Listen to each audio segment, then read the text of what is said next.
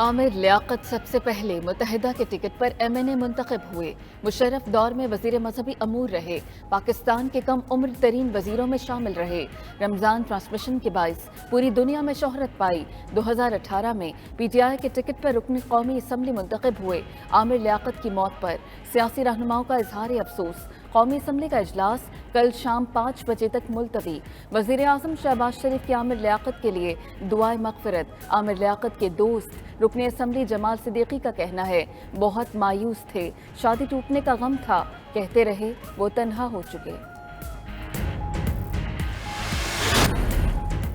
Parliament کا مشترکہ اجلاس، نیب بل اور الیکشن ایکٹ منظور۔ نیب کا گرفتاری کا اختیار ختم۔ کرپشن پر نااہلی 5 سال ہوگی۔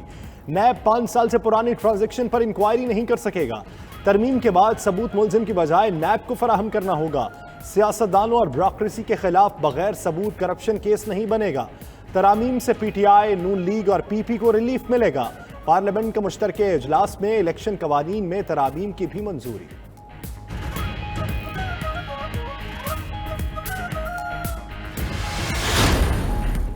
پارلیمنٹ کے باہر PTI کی خواتین ارکان کا احتجاج۔ عالیہ حمزہ اور دیگر خواتین قومی اسمبلی کے گیٹ پر چڑھ گئیں۔ PTI کی خواتین ارکان پارلیمنٹ نے گیٹ کا تالا توڑ ڈالا اور پارلیمنٹ کے اندر داخل ہو گئیں۔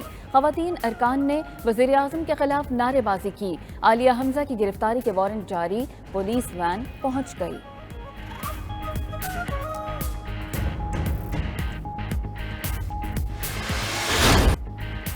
رواں مالی سال GDP کی شرح 6% ریکارڈ۔ اقتصادی سروے رپورٹ میں کہا گیا ہے کہ زراعت، خدمات اور صنعتی اہداف حاصل کر لیے گئے۔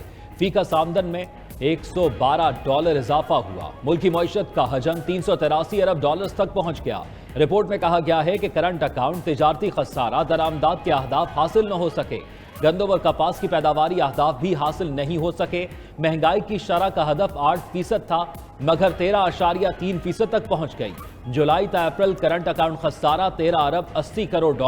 جولائی تا مئی تجارتی خسارہ $43 ارب 33 کروڑ سے بڑھ گیا۔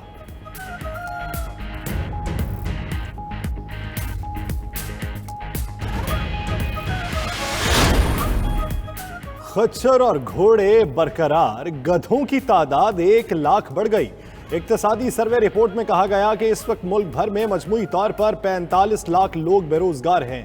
مراد دینے کے باعث رواں مالی سال برآمدات میں تاریخی اضافہ ریکارڈ کیا گیا۔ مارچ 2022 تک سرکاری قرضہ 44,366 ارب روپے تھا۔ حکومت نے جولائی سے مارچ کے دوران 1.1 کھرب روپے کے سکوک بانڈز جاری کیے۔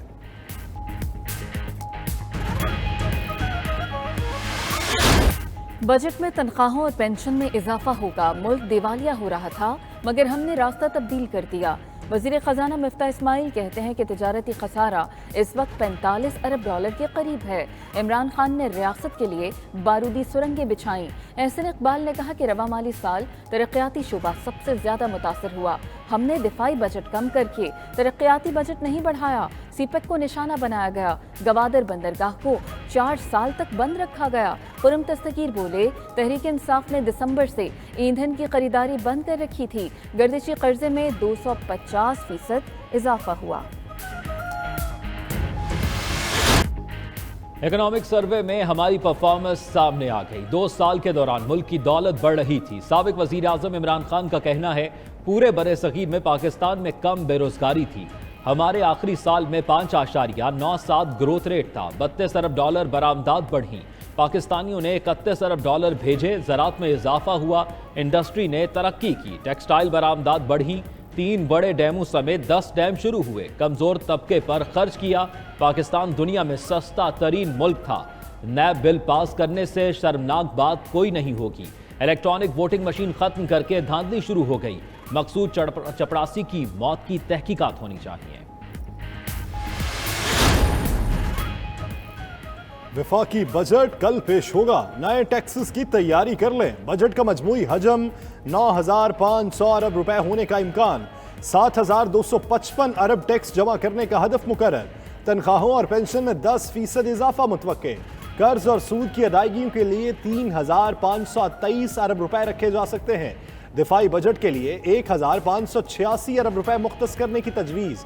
بڑی آمدن والوں پر سپر ٹیکس اور چھوٹے پرچون فروشوں پر فکسڈ ٹیکس لگنے کا امکان، تمباکو اور سافٹ ڈرنکس پر ٹیکس بڑھانے کی تجویز، آئی ایم ایف کے پریشر کے باوجود 578 ارب روپے سبسڈی رکھی جائے گی۔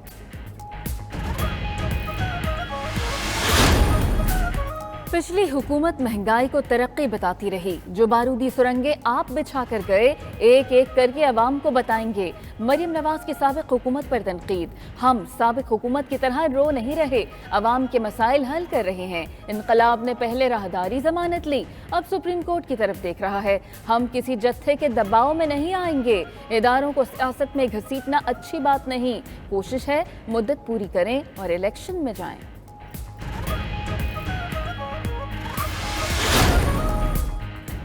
ہمیں معیشت نہیں کسی اور وجہ سے ہٹایا گیا، سابق وزیر خزانہ شوکت طرین کا کہنا ہے ہم نے 2 سال میں بھارت سے زیادہ ترقی کی، ریونیو کی گروتھ 29% رہی، موجودہ حکومت کو عوام کا کوئی خیال نہیں، یہ آئی ایم ایف کے سامنے لیٹ گئی ہے اور امریکہ کے ڈر سے سستا تیل لینے روس کے پاس نہیں جا رہی۔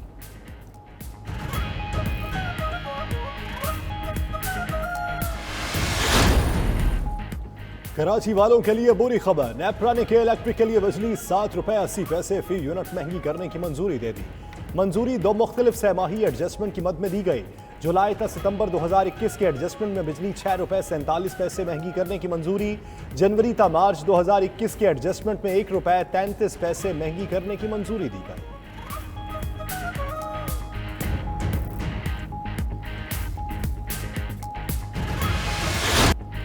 شدید گرمی اور بدترین لوڈ شیڈنگ، زندگی اجیرن ہو گئی۔ شہروں میں بجلی کی بندش کا دورانیہ 10، دیہات میں 14 گھنٹے ہو گیا۔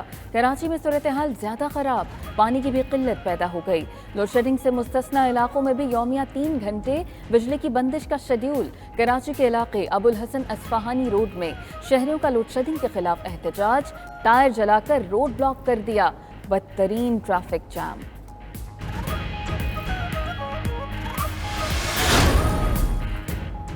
جانتا ہوں مجھے دوبارہ لانے کے لیے نہیں نکالا گیا، مجھے نکالنے والے اب پریشان ہیں، سابق وزیر اعظم عمران خان کا برطانوی ٹی وی کو انٹرویو۔ چھٹکارے کے لیے راہ سے ہٹانے کی منصوبہ بندی کی گئی، یقین نہیں تھا میری جگہ مجرموں کو بٹھایا جائے گا، جن لوگوں کو اب لایا گیا ان پر کرپشن کے سنجیدہ کیسز ہیں۔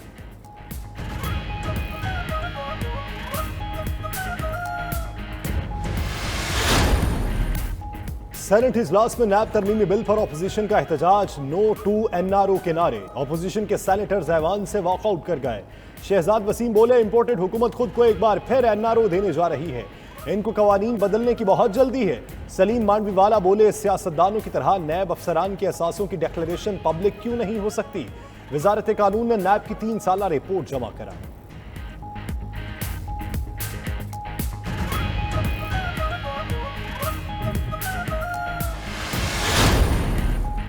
اسلام آباد میں جماعت اسلامی کا ناموس رسالت صلی اللہ علیہ وآلہ وسلم مارچ، شرکاء کو بھارتی ہائی کمیشن کی طرف جانے سے روک دیا گیا۔ سرینا چوک میں مظاہرین کی بھارت کے خلاف نعرے بازی، امیر جماعت اسلامی سراج الحق نے کہا بھارتی سفیر کو ملک بدر کیا جائے، مودی کے معافی مانگنے تک ہمارا احتجاج جاری رہے گا۔ آج کی ریلی میں شہباز شریف، عمران خان اور فضل الرحمان کو شامل ہونا چاہیے تھا۔